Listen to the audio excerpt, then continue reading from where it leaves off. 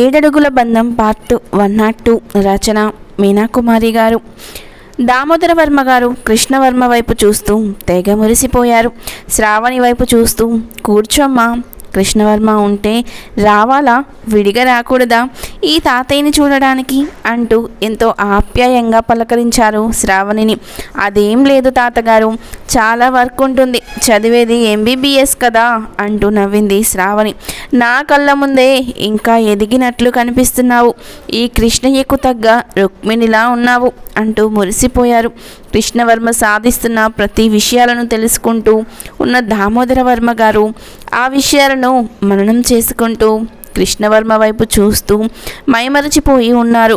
ఏం తాతగారు, కృష్ణుడు ఇక్కడ మీ మనవడు కృష్ణవర్మ భక్తిగా చూస్తున్నట్లు అనిపిస్తుంది నా వైపు అంటూ నవ్వేశాడు కృష్ణవర్మ. లేదు కృష్ణ, నాకెంతో గర్వంగా ఉంది. ఏది ఏమైనా మంచి వాళ్ళ కోసం మంచి చేయాలని, నువ్వు చెడు మార్గంలో సాధించాలి అని నేను అనుకున్నాను. అంటే కొట్టి తిట్టి చంపి అలా, కానీ నువ్వు అదే మంచి మార్గాన్ని ఏమాత్రం స్వార్థం లేకుండా ఈ వయసులో ఇలా చేయగలుగుతున్న నీ ఓర్పు సహనానికి నిజంగా గర్వంగా పొంగిపోతున్నాను, నీకు తాతగారిని అయినందుకు అంటూ ముచ్చటగా చెప్పారు దామోదర వర్మ గారు. కృష్ణవర్మ ఆశ్చర్యంగా చూస్తున్నాడు. కదలకుండా వీల్ చైర్లో కూర్చున్న, ఎప్పుడు మీసాలు తిప్పుకుంటూ రోషంగా మాట్లాడుతూ సాహసమైన తన పనులు చెబుతూ ఎంతో గొప్పగా మాట్లాడే తాతగారు ఈనాడు అది వీల్ చైర్లో కాషాయ వస్త్రాలలో మూర్తి భవించిన శాంతమూర్తిలా ఆ మాట్లాడే విధానం చాలా గొప్పగా అనిపించింది కృష్ణవర్మకు. తాతగారు, నా గురించి మీరు గర్వపడడానికి కారణం ఒక రకంగా ఇతరులకు స్వార్థం లేకుండా మంచి చేయాలి అన్న మంచి భావనలు మన కుటుంబాల వారి అందరి లక్షణాలు కలిసి నాకు వచ్చాయి. కాకుంటే మీది ఒక దారి, నాది ఒక దారి. అందుకే నేను చదువును కూడా డాక్టర్ చదివే ఎన్నుకున్నాను. అందరం వెళ్ళేది దర్శనానికి, ఒకే దేవుణ్ణి చూడడానికి. కానీ ఒకరు నదిలో నుండి పడవలో ప్రయాణం చేసొస్తారు, ఒకరు ఫ్లైట్లో ప్రయాణం చేసొస్తారు, మరి ఇంకొకరు బస్సులో, కార్లో, అలా రకరకాలుగా వస్తారు. కానీ దర్శించుకునేది ఒకే ఒక మూర్తిని. అదే తాతగారు, మన మార్గాలు వేరైనా మన మనసులో మంచి, త్యాగం, పరోపకార బుద్ధి, స్వార్థం లేని తత్వం అన్నీ ఒకటే అంటూ నవ్వుతున్న కృష్ణవర్మ వైపు చూసి, ఇవన్నీ కూడా ఆ బంగారు తల్లి మీ అమ్మ దగ్గర నుంచి నేర్చుకున్న పాఠాలు, మీ నాన్న దగ్గర నుండి నేర్చుకున్న జీవిత పాఠాలు అంటున్న దామోదర వర్మ గారి వైపు చూసి, మా తాతగారు ఏ విషయాలు ఆశించారో అవి నేను తెలుసుకొని మీరనుకున్న విషయాలను నేను సాధిస్తున్నా తాతగారు. గూడెం ప్రజల విషయంలో మీరు ఎన్నో మంచి చేయాలని అనుకున్నారు. ఆనాటి టెక్నాలజీ బట్టి, ఆనాటి రోజులు బట్టి మీరు చేయగలిగింది చేశారు. నాన్నగారు కూడా తన చదువుతో, అమ్మ ఇచ్చే మంచి సలహాలతో ఎన్నో చేయాలి అనుకున్నారు. కానీ దేవుడు తన దగ్గరకు తీసుకొని వెళ్ళిపోయారు. మీ అందరిలో లేనిది నాలో కొత్తగా ఏమీ లేదు తాతగారు. ఇప్పుడు చదువు, టెక్నాలజీ, ఎవరికి ఇబ్బంది లేని మార్గం అన్నీ తెలుసుకున్నాను కాబట్టి ఈ మార్గాన్ని అనుసరిస్తున్నాను అన్నాడు కృష్ణవర్మ ముచ్చటగా నవ్వుతూ. శ్రావణి అలాగే చూస్తూ మురిసిపోతూ ఉన్నది కృష్ణవర్మ వైపు. శ్రావణి కృష్ణవర్మ వైపు చూసి మురిసిపోతున్నారు దామోదర వర్మ గారు. సరే, మన ఇళ్ళన్నీ చూపించరా కాసేపు అంటూ నవ్వారు దామోదర వర్మ గారు. కృష్ణవర్మ శ్రావణితో కలిసి డాబా మీదకు వెళ్ళారు. శ్రావణి అక్కడ చూసి ఆశ్చర్యపోయింది. అబ్బా, ఈ పూల తీగలు ఎక్కడ తెప్పించారు? ఇంత అందమైన పూలు పూసాయి, చక్కటి సువాసనలు, మంచి రంగులు అంటూ ఆశ్చర్యపోయింది శ్రావణి. గూడెంలో అవి అడవి ప్రాంతాలలో దక్కటి పూల తీగలు ఉన్నాయి. ముందు సారి వచ్చినప్పుడు తీసుకొచ్చి ఇచ్చాను. ఆదమ్మ వీటిని సంరక్షిస్తుంది. అన్ని పూలు సువాసనతో అందంగా ఉన్నాయి అంటూ ఇక్కడ అంతా భలే డెకరేషన్ చేయించారు అంటూ నవ్వింది శ్రావణి. అవును, నేను రవివర్మ అన్నయ్య వాళ్ళ సిట్అవుట్ చూశాను. భలే మెస్మరైజింగ్గా ఉంటుంది. ఒక్కసారిగా మనసు పరవశించిపోతుంది. అసలు అందమైన ఆ చెట్లు, ఆ సువాసనలు నాకు చాలా నచ్చాయి. చెప్పాలంటే బృందావనంలా ఉండాలి. మనం కాసేపు కూర్చుని ఆనందంగా మాట్లాడుకోవాలంటే అందమైన ఆలోచనలు, చక్కటి ముచ్చట్లు ఎన్నో సాగుతాయి. మనం ఉన్న ప్రదేశం మనకు ఎంతో దోహదం చేస్తుంది అని తెలుసుకున్నాను. అందుకే శ్రద్ధగా ప్రతి మంచి మొక్కలు తెప్పించి లేక తెచ్చి నాటిస్తున్నాను అని నవ్వుతూ చెప్పాడు కృష్ణవర్మ. అబ్బో, అబ్బాయి గారిలో ఈ కోణం కూడా ఉందా అన్నది శ్రావణి నవ్వుతూ. నువ్వు నా ఇల్లాలిగా నా ఇంటికి చేరే సమయానికి నీకు చాలా చక్కటి ఆనందం కలిగేలా ఉండాలి. అలాగే ప్రతీదీ ఏర్పాటు చేస్తాను అన్నాడు కృష్ణవర్మ నవ్వుతూ. నవ్వుతూ ఉంది శ్రావణి. అల్లరి పిల్లలో సిగ్గు కనిపిస్తుంది మొదటిసారిగా అంటూ నవ్వాడు కృష్ణవర్మ. అవునా, అయితే మీరు ఊహించినది నిజమే. ఇది బృందావనమే. మీరు నా కృష్ణయ్య, నేను గోపికను అంటూ నవ్వేసింది అందంగా శ్రావణి. ఇలారా అంటూ శ్రావణిని అక్కడే ఉన్న ఉయ్యాలలో కూర్చోబెట్టాడు కృష్ణవర్మ. తను కూడా కూర్చున్నాడు పక్కన. ఈ ఉయ్యాల చాలా చక్కగా చేయించారు. చాలా బాగుంది ఉయ్యాల. ఏదో సువాసనగా ఉంది.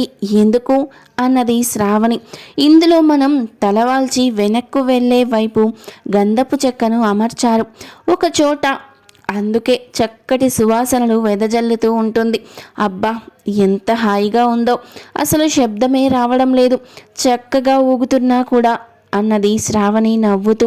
ఇంకా ఎదగాలి బంగారు బుజ్జి అంటూ కొంటెగా నవ్వాడు కృష్ణవర్మ.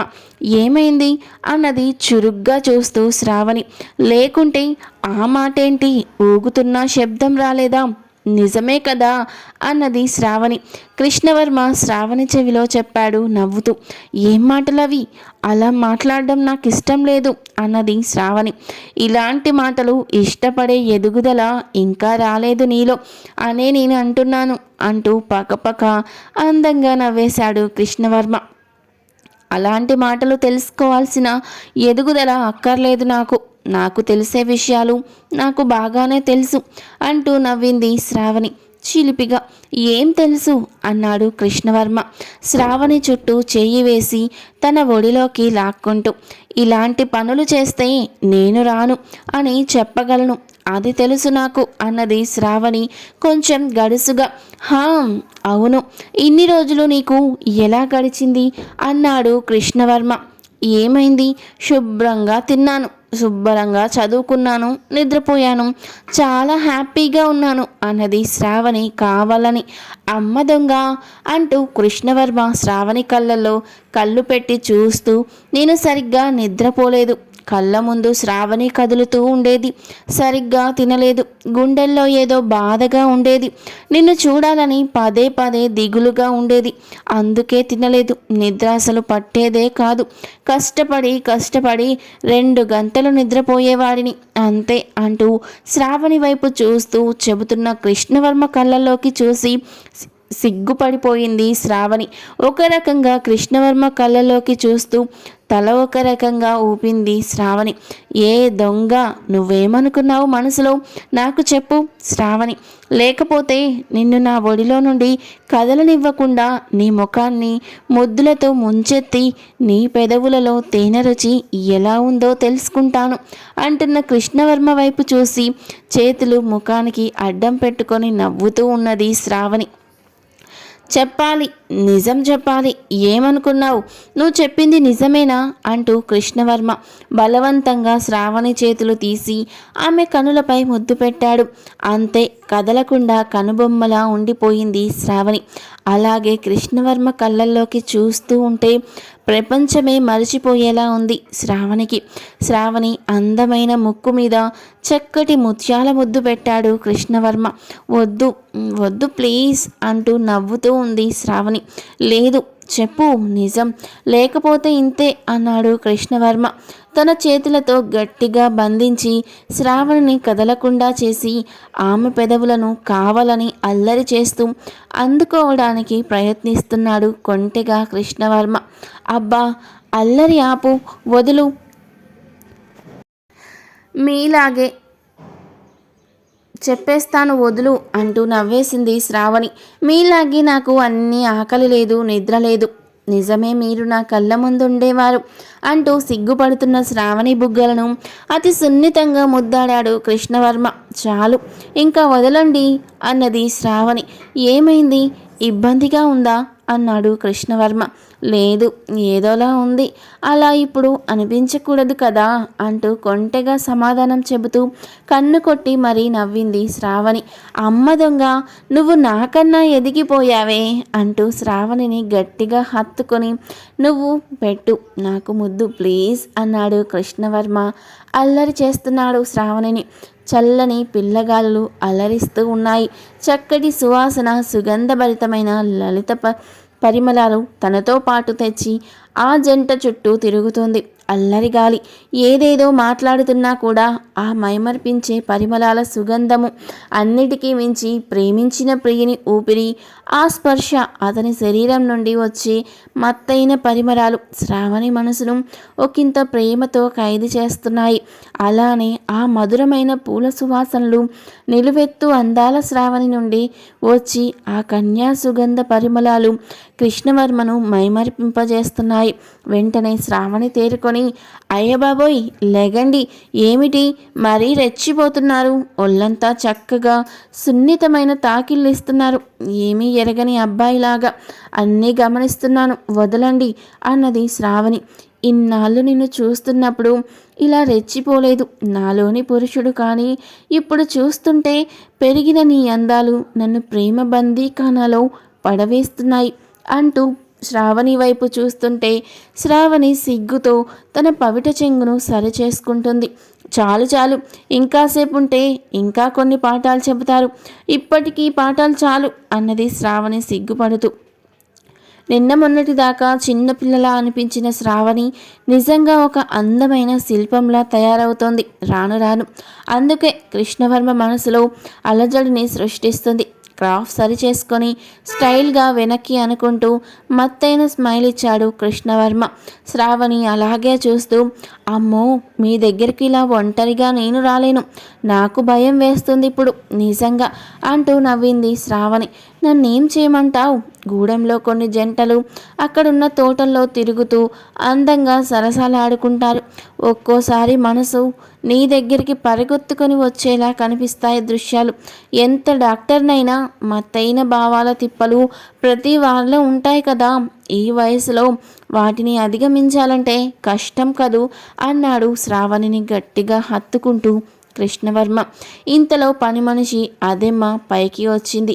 అయ్ బాబోయ్, మీరిలా ఉంటారని తెలియదండి, సప్పునొచ్చాను, ఎర్రిమాలోకం, దాన్ని క్షమించండి అయ్యా కిట్టయ్య బాబు అంటూ కిసుక్కున నవ్వింది. మీరిద్దరూ పైన ఉన్నట్టు నాకెరుకలేదు, అయినా మనవాడాలి బాబు, అప్పుడు ముచ్చటగా ఉంటుంది ఇలాంటివి చూసిన. ఇలా చేయడం తప్పు బాబు, తప్పు చెబితే క్షమించండి అంటూ చెట్లకు నీరు పోయాలి అని వచ్చాను. అయ్ బాబో, నాకెందుకు అంటూ మెట్లు దిగిపోయింది ఆదెమ్మ. ఏంటి, నేను విలన్లాగా కనిపిస్తున్నానా నీకు కూడా అన్నాడు కృష్ణవర్మ నవ్వుతూ. ఇలా కనిపించకపోతేనే అనుమానించాలి హీరో కృష్ణబాబుని అంటూ కొంటెగా నవ్వింది శ్రావణి. చాలా పొద్దుపోయింది, వెళ్దాం, అమ్మా నాన్న ఎదురు చూస్తూ ఉంటారు అన్నది శ్రావణి. ఇంతలో ఆనంద్ గారి కారు వచ్చింది. మీ బాబాయ్ చూడు, అదే మా చిన్న మామగారు, వెరీ రొమాంటిక్ పర్సన్ కదూ, నేను నిన్ను ఏదో చేసేస్తాను అనుకున్నట్లున్నారు, వెంటనే వచ్చారు నిన్ను తీసుకెళ్ళడానికి అంటూ నవ్వేశాడు కృష్ణవర్మ. అంతలేదు, వారందరి దృష్టిలో మీరు చాలా పెద్ద హీరో అన్నది నవ్వుతూ శ్రావణి. హీరో అంటే అన్నీ ఉండాలి కదూ, ఫైట్ ఉండాలి, డ్యూయట్ ఉండాలి, అయితే నా తప్పు లేదు కదూ అన్నాడు కృష్ణవర్మ నవ్వుతూ. లేదులే అంటూ మెట్లు దిగుతూ ఉన్నది శ్రావణి. ఐటెం సాంగ్ ఉండడం కూడా తప్పు లేదా అన్నాడు కన్ను కొడుతూ శ్రావణి వైపు చూసి కృష్ణవర్మ. ఐటెం సాంగ్ ఇప్పుడు హీరోయిన్ కదా వేస్తుంది, ఇబ్బంది లేదు, మీకు కావాలంటే చెప్పండి, నేను రెడీనే అన్నది శ్రావణి మరింత కొంటగా. అందంగా నవ్వేశాడు కృష్ణవర్మ. తర్వాత ఏం జరిగింది అనేది నెక్స్ట్ పార్ట్లో తెలుసుకుందాం. వీడియో నచ్చితే తప్పకుండా లైక్ చేయండి, సబ్స్క్రైబ్ చేసుకోండి. Thank you for watching.